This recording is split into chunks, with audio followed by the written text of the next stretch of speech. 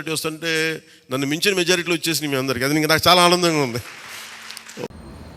Sir నమస్తే. గొప్ప వ్యక్తులకు గొప్ప మాటలు వస్తాయంటే నిర్వచనం మీరే సార్.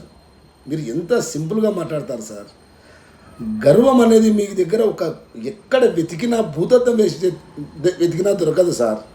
సార్ మెజారిటీ మీకంటే ఎవరికి మామూలుగా వ్యక్తిగతంగా వచ్చింది, కానీ మామూలుగా అయితే మీ విక్టరీ ముందర అందరూ జీరోలే సార్. కానీ జన సైనికులు అందరూ కష్టపడినారు.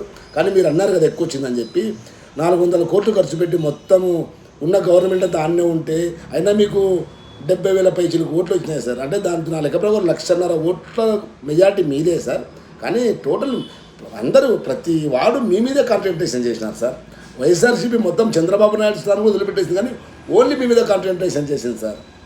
ఉంగ గీతను పెట్టి కావాలని చెప్పి. జై జనసేన సార్. అంటే నాకు బాధ వేసింది సార్. మీరు అంటే మీకే ఎక్కువ రావాలనుకుంటాను, ఒక అభిమానిగా మీకే ఎక్కువ వచ్చినాయి సార్. జై జనసేన.